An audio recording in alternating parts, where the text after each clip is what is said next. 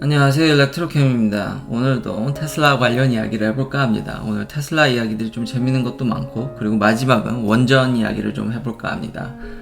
오늘 주식이 이제 정말 거의 다 왔습니다.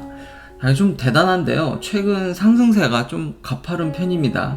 이럴 때마다 마이클 버리가 생각나는데요, 이거 반대 베팅 많이 하신다고, 이거에 좀 반대 의견을 대시는 분들도 댓글을 많이 다루셨는데, 정말 최근 이 행보는 전혀 정반대여서 특히 그 마이클 버리는 어떻게 생각하고 있을지 참 궁금합니다. 그렇지만 이제 거의 다 왔습니다. 거의 다 왔고, 또 다른 이제 테슬라 관련 이야기로 일론 머스크의 트윗을 좀 보니까 참, 제가 베타를 다음 주에 받을까요?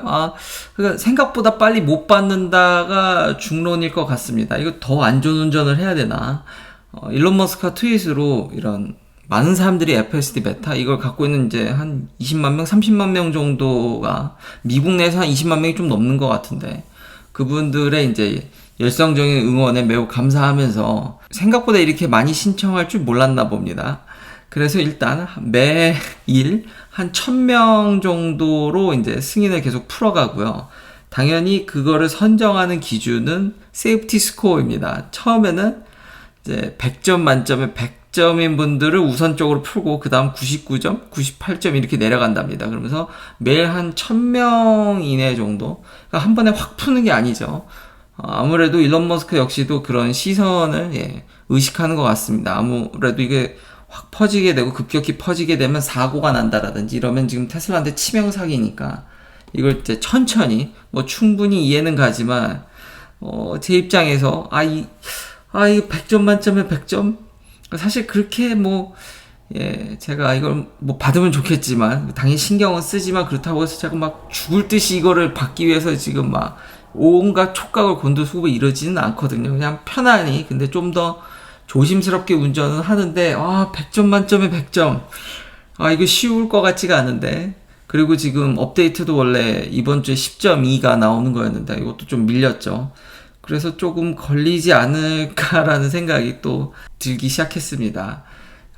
좀 아무래도 이거 더 의식을 해야 되나, 이런 식으로 풀릴지는 좀 방심한 것도 있네요. 근데 하여튼 안전을 굉장히 신경 쓰는 것 같다. 테슬라도 이거의 파급 효과를 잘 알고 있기 때문에 저한테 즉각 이렇게 해당되는 내용이라서 잘 읽어봤고요. 테슬라 이야기로는 지금 상하이 공장에 지금 매일 모델 Y의 생산량이 1600대에 육박하는 것으로 지금 보이고 있습니다. 그러니까 하루에요. 그럼 30일로 잡으면은 거의 48,000대. 거기다 모델 3도 생산하죠. 5만 대는 즉각 넘기는 것 같은데, 이러면 또 이게 연말에 100만 대를 가나요? 참 중국에서의 그런 제조나 이런 부분들이 굉장히 활발히 일어나고, 일론 머스크 역시도 중국에 대한 투자를 아끼지 않겠다라는 듯한, 그러니까 좀 더 계속 이제 투자를 한다라는 거죠. 그렇다고 엄청 투자한 것 같진 보이진 않지만, 이제 상대적으로 요즘 분위기를 생각하면은 상대적으로 그렇게 느껴진다라는 거죠. 지금 중국과 미국의 관계가 그렇게 좋지 않은데 뭔가 계속 이런 작두를 타는, 나름 이제는 중국이 무시할 수 없는 제조 강국이기도 하니까요. 그리고 전기차에 있어서 좀 경쟁이 중국이 그런 면들도 좀 심하면서 중요 시장으로 떠오른 거는 맞습니다. 그래서 일론 머스크도 중요하게 생각을 하고 있고, 생산 기지도 있고, 유럽에 지금 당장 수출도 하고 있으니까 중국의 R&D를 계속 투자를 하고 그러는 건 이해는 되지만, 현재 그런 아슬아슬한 이런 상황도 고려를 하면은 약간의 좀 리스크는 있다고 얘기할 수 있을 것 같습니다.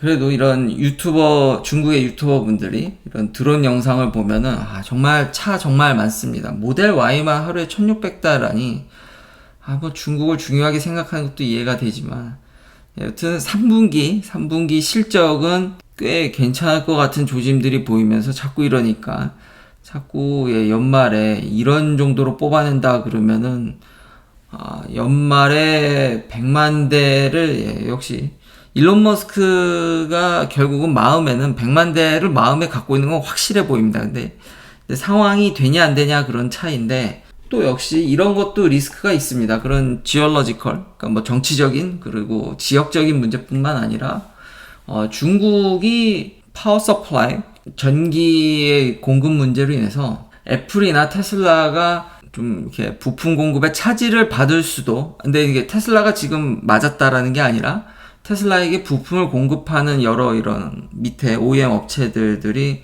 이런 전력난으로 좀 문제가 있어서 테슬라나 애플에도 영향이 갈 수도 있다라는 겁니다. 아직은 이제 좀 지켜봐야 될 필요가 있는데, 그래서 전력에 대해서 이야기를 할까 합니다. 또한 일론 머스크 역시도 이런 원전에 대해서 굉장히 우호적인 이야기를 많이 해서 최소한 뭐 이제 셧다운 한 거에 대해서는 좀 반대한다라는 거죠. 그러니까 탈원전에 좀 이제 반대하는, 그리고 아무래도 CO2를 줄이려면 원전이 참 괜찮은 연료긴 하는데 물론 단점도 있죠. 그러니까 장단점이 있어서 다시 한번 요 부분에 대해서 제가 한번 좀 찾아봤는데 이게 좀 놀라워서 이걸 이제 쉐어하려는 거죠. 뭐 당연히 여러분들도 잘 아실 거라고 생각합니다. 한국에서도 이런 탈원전 이슈가 굉장히 커서 뭐 원전의 장단점, 이런 미국의 DOE 에너지에 대한, 에너지를 관리하는 정부 기관 얘기를 들어봐도 원전에 대해서 좀 긍정적인 거를 쉽게 찾을 수 있습니다. 당연히 공기가 깨끗하고 CO2를 줄일 수 있으니까 탄소 중립에 유리한 면도 있고, 근데 이제 세 번째가 단점인데 고전에, 두 번째는 이 에너지가 굉장히 에너지 덴시티가 높다고 해야 되나요? 배터리가 이런 식으로 이야기를 하면 땅을 좀 적게 먹고 솔라 패널 대신, 예, 그렇죠. 테슬라는 이런 솔라 패널도 열심히 생산하는데 그 회사 CEO가 원전에 대해서 이런 찬성표를 던진다는 것도 좀 재미나서. 근데 원전은 확실히 땅을 덜 먹죠. 예, 그런 거 보면 국토 면적이 작은 나라들은 원전 위주로 하는 게 어찌 보면 이런 면에서는 NREL의 자료를 보면 그게 맞는 것 같긴 한데, 근데 예, 저는 그냥 좀 중립적입니다. 이게 세 번째가 문제죠.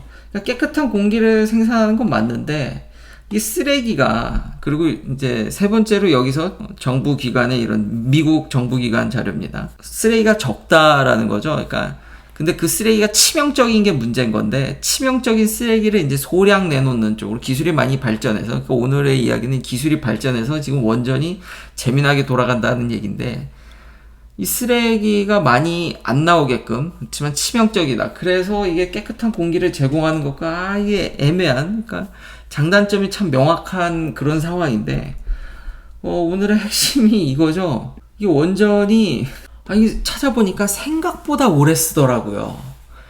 그러니까 원래 수명이 옛날에는 20년? 그러다가 평균 40년? 이래서 뭐, 전반적인 이런 밸류를 따지면은 솔라 패널에 대비해서 그렇게 좋은지 모르겠다, 그런 의견이 있는데, 여기도 기술의 발전이 일어나면서 이제는 80년 클럽이 생겼습니다. 이게 미국 얘기긴 한데, 그러니까 미국은 20년 단위로 이걸 라이센스 평가를 하더라고요. 경제성과 환경적인 면 여러모를 고려해서 뭐 20년을 더 돌릴지. 2차 세계대전 이후로 많은 원전들이 지어지면서 이게 지금 많은 적지 않은 원전들이 이제 그런 제한에 이제 걸려서 심사를 맡았는데 대부분 연장되더라는 겁니다.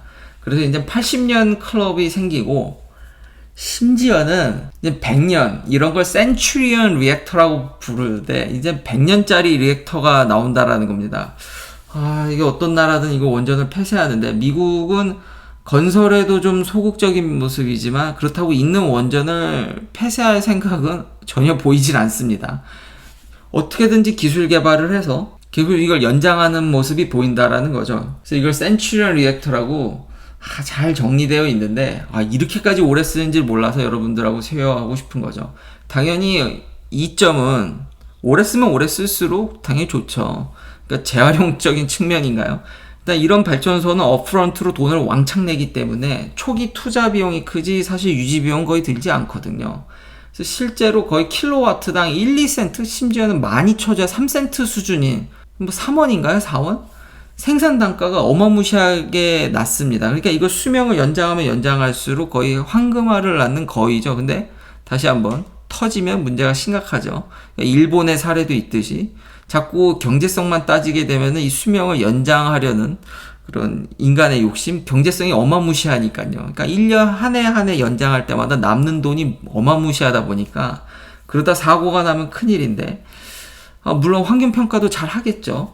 미국은 전 세계에서 원전이 제일 많은 나라입니다. 이것도 찾아보니까 미국이 당연히 1등인데 2등은 프랑스입니다. 이거 2019년 자료인데 여기 보니까 5번째에 한국이 있습니다. 사우스 코리아가 있어서 한국도 나름 원전 강국이구나. 근데 요새 좀 이거를 좀 이렇게 줄이려는 게 조금 안타깝긴 한데, 아무튼 1등은 미국, 그리고 한 20% 정도고, 뭐 프랑스야 워낙 잘 알려져 있는데 중국이 그렇게 많이 생산하는데 전체 전기 생산량의 5%밖에 안 된다라는 게, 뭐 러시아도 뭐 원전 강국이죠. 한국은 20%를 좀 넘습니다. 이게 여튼 돌아와서 요즘 나오는 이런 뭐 연구 자료들, 기사, 뭐 정부의 발표, 이런 것들을 보면은 원자력 발전소의 가장 큰 문제가 이 수명이, 그런 파트가 라디에이션을 받아서 디그레데이션이 터져서 결국은 이거 부품 갈아야 되는데 그 부품 갈기가 쉽지 않은데, 그 부품을 이제 어닐링 프로세스로 그런 열 처리 같은 걸 해가지고 결국 수명을 리스토레이션 해서 수명을 계속 늘리는 거죠. 그 파츠를. 그러면서 수명이 이제는 100년을 가는, 근데 물론 아직 이게 완벽한 건 아닙니다. 완벽한 건 아니지만 한번 그 땅이 정말 큰 에셋이기 때문에, 이거 원전을 폐쇄하게 되면 그 땅을 어떻게 좀 다시 쓰기가 쉽지 않기 때문에 미국도 있는 땅에 그거를 어떻게든 이제 쥐어짜서 이런 복구하는 기술들을 계속 개발해서 이제는 80년을 넘어 이제 100년짜리 리액터, 그러니까 미국의 한 50개가 넘는 사이트에서 100개가 좀 안 되는 100개 전후인가? 그 정도, 제가 알기로는 그 정도 리액터가 있는데, 전에 제가 그 소형 원자로 조사하면서 그때 기억했던 걸 더듬어 보면 적지 않은 리액터들이 이제 80년에 왔고 이제 100년까지 밀어붙이는,